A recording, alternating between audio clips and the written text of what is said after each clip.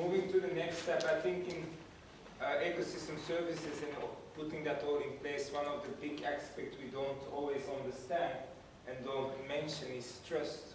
More trust between people, buyers and sellers, how easier the transaction is. And I think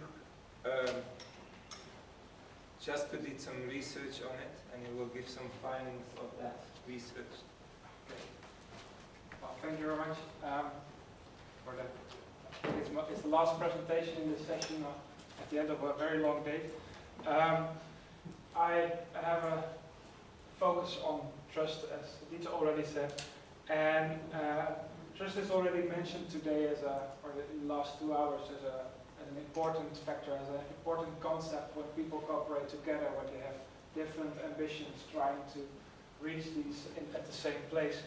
And that's also something you can see happening in the Vries, where what hasn't been told yet is that for decades people were fighting with each other in this area, trying to kick farmers off the land, farmers trying to get rid of nature conservationists all the time, and then at a certain moment living lands and presence came into the area, and something changed. People made a mind shift towards nature conservation, towards restoring landscapes, towards ecosystem services.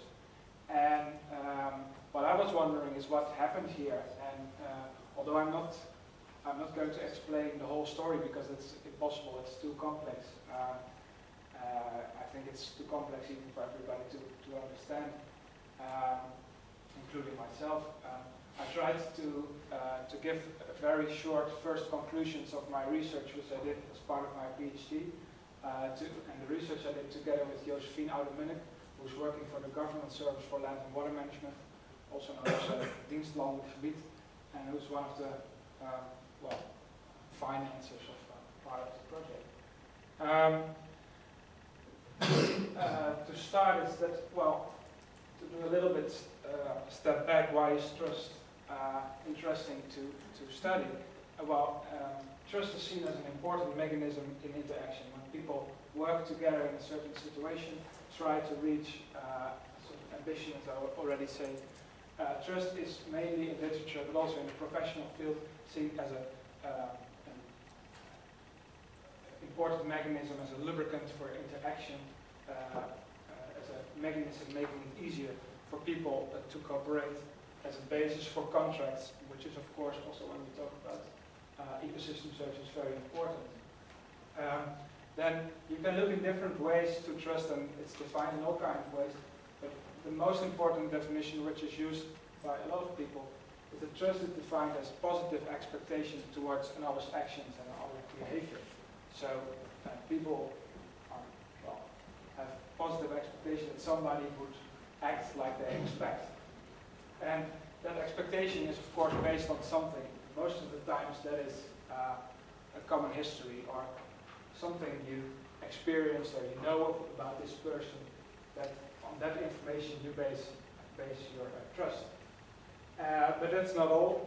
Trust develops. I mean, it's not a static something. It's not a static concept. It's always changing, and it develops in interaction if people interact with each other under the influence of the image we have, the experience we have of that interaction. And why do I say the image we have? Because everybody frames interaction different. Everybody has a different experience of how the cooperation went, how this meeting was, for instance, or how you will feel tomorrow morning after a nice evening. So everybody has a different perception of how it works, and based on that perception, trust will develop. What our focus was in the Baviaanscope is that trust dynamics has been studied for a long time already. It started in sociology with Luhmann at the end of the 70s. And, but most of the times it's focused on individuals, how individuals interact together, how in this interaction trust develops. What we were interested in is everybody is a member of a group, the organization where you work for, a fan club which you're a member of. So, and how this group dynamics influence, or the membership of a group of you being a part of a group influence the development of trust. And therefore we went to this very nice area in South Africa, because you also have to combine the nice things with the necessities of life and that kind of thing. So it was, and we did about 25 semi-structured interviews after literature review, and we tried to understand, okay, how do people, how does trust develop in this area between the different people involved? And what we found were quite different statements of people involved in the whole process, which Living Lands, with the help of Presence, started up a few years ago. I got some quotes here, and as you can see, they really talk about a lot about the others, about themselves. For instance, a local farmer says around the 96, 97, day, and he means the governmental nature conservation at that time, we're talking about expropriating us.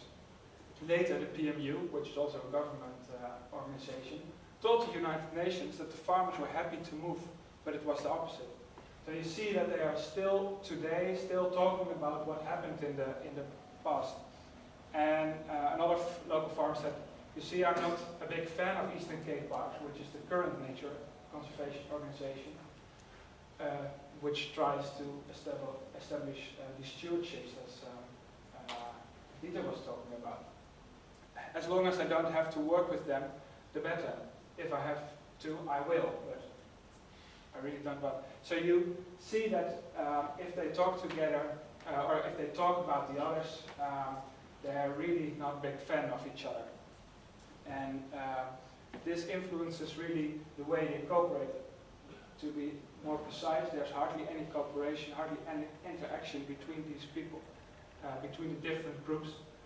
As you can see here, you can distinguish very fast the governmenters and government officials, the Eastern Cape Parks and the farmers. So we focused more or less on this relation between the nature conservationists on the one hand, as a group, and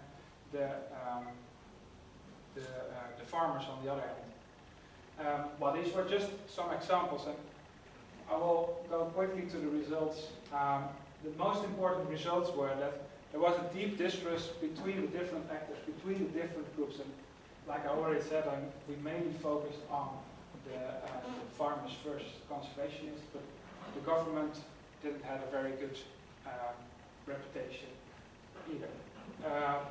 And in today's interaction with each other, or the way we experience the interaction, they talk about it, they often refer to conflicts in the past, even if they were not involved in this interaction themselves, or as the organization like Eastern Cape Parks, which didn't exist in the 90s yet, was not part of that interaction. They still talk about that as they were part of it.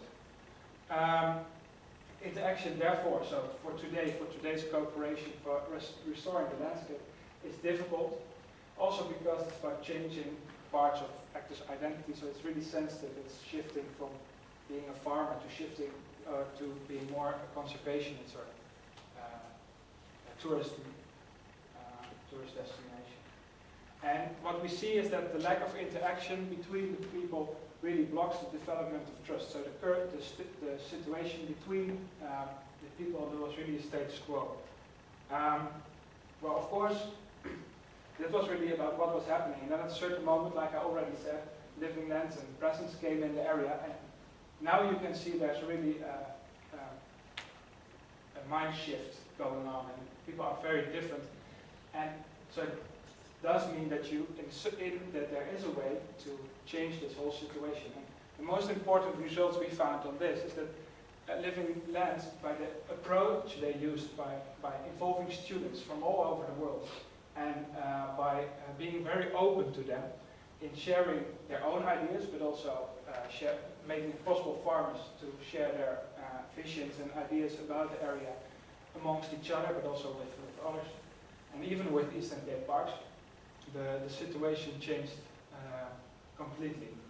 Like I already said, this approach did not only, or did enlarge the interaction between farmers, but also the interaction between different groups. That is not really active at the moment yet. I mean, they're still struggling a little bit, but it's developing slowly. And if there's interaction, it's possible to start build trust again.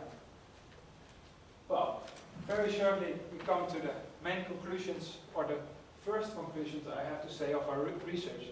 We see that the common history of local actors in the area influenced the development of trust, and as such the restoration of degraded landscapes in the Baviaanskloof. So the people of today, they still refer to the things happened in the past, and as such also frame today's actions of others with the idea, okay, this happened in the past, so what they do today will be wrong, will be the same as they did in the past. As a consequence, there's hardly any interaction, like I said, and trust won't develop. The last conclusion, which is really an important one, is that approach which acknowledge these feelings, so don't want to take them away or try to solve them or come with a solution, but acknowledging these feelings of distrust, and in which there's room for exchanging ideas, open discussions, and local ideas, of course. And flexibility helps to bridge these divergent perceptions and these divergent ideas. And as such, trust can develop, and well, that can help for cooperating, for restoring degraded landscapes.